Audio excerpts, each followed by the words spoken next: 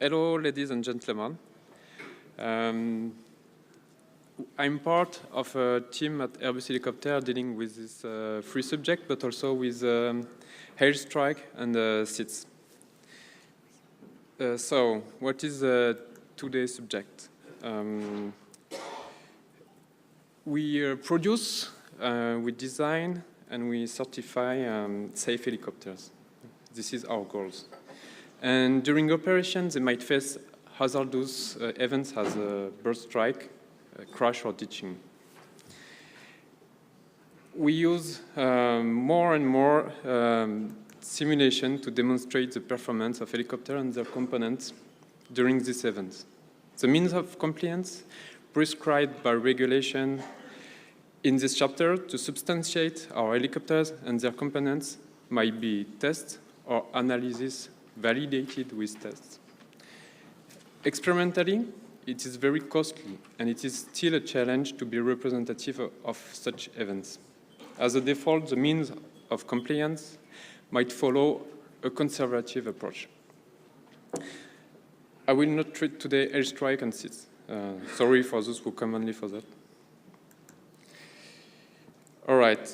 During the development process of our helicopters, the test for development, the certification tests, the analysis, the studies for design modification are required for a safety purpose and for the certification phase.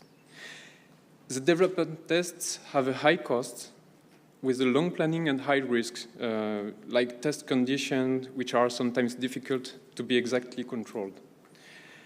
We identified and experienced that thanks to analysis and simulation, these issues might be avoided or decreased.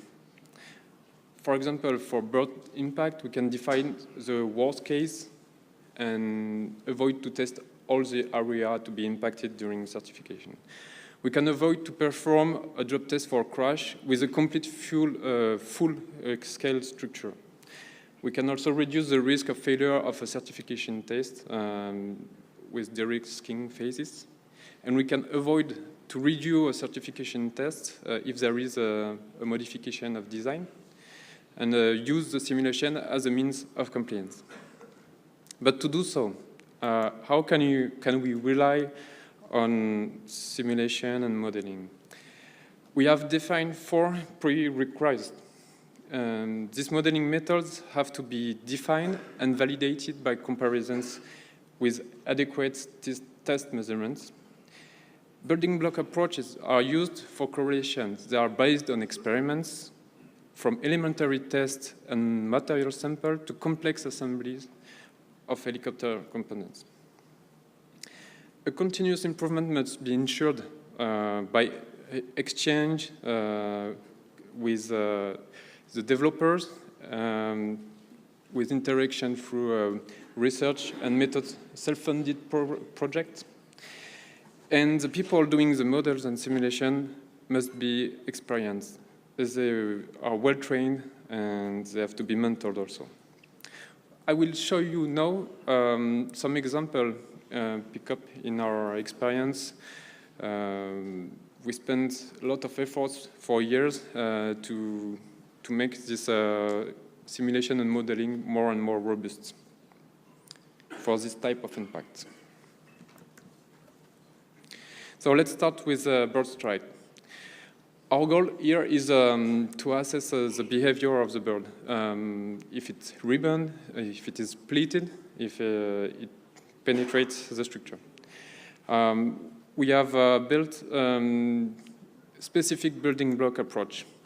There are tests one side and correlated models the other side. It starts with the study of the bird behavior with regard to rigid targets.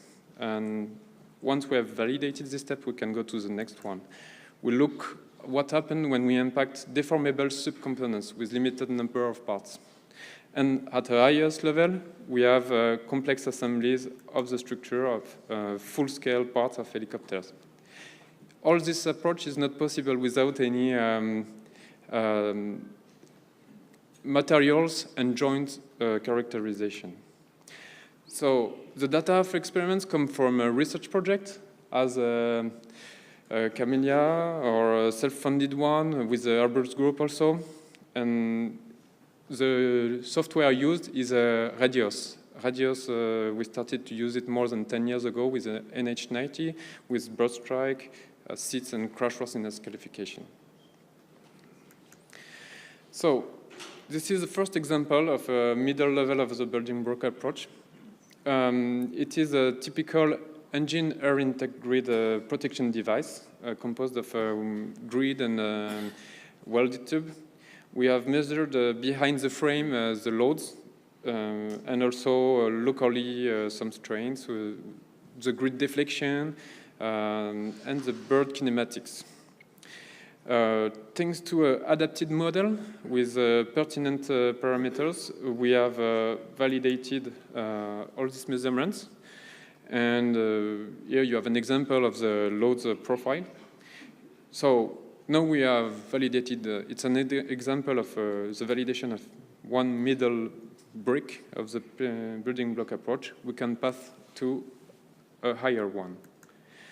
Here is an example of a top level of the building block approach.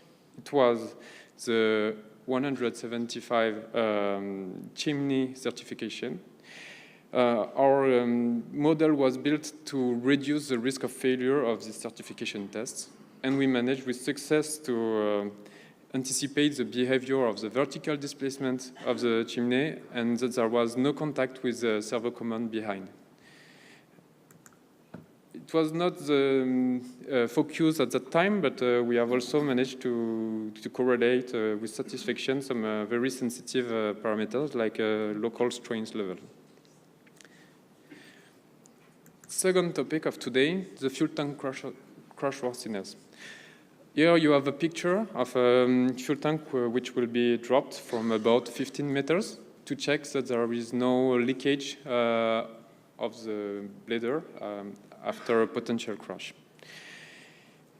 We have also built a specific building block approach with, in which I have included the materials specific to fuel blade, which are the bladder itself and also foams. At the second level this time, we have directly an isolated tank with its surrounding structure.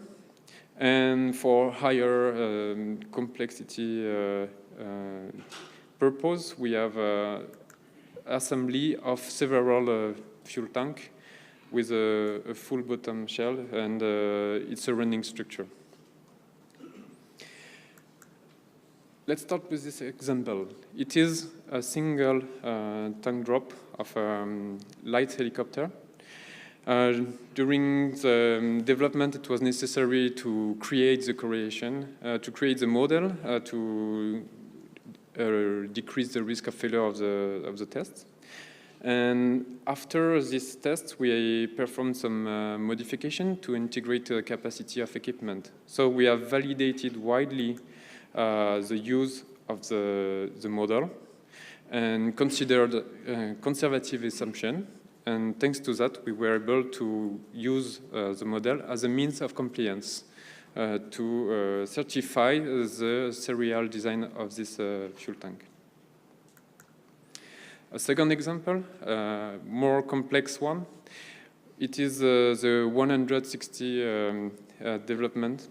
It was a test at the beginning of the development, and here also we faced the need to integrate new equipment, external equipment, which imply to reinforce locally the structure. So we have well correlated the model and integrated this new feature of protection. And after a certification test, we have observed that our prediction were quite good also, with local damage and rupture well anticipated. So we managed to decrease the risk also of failure of this test, thanks to simulation.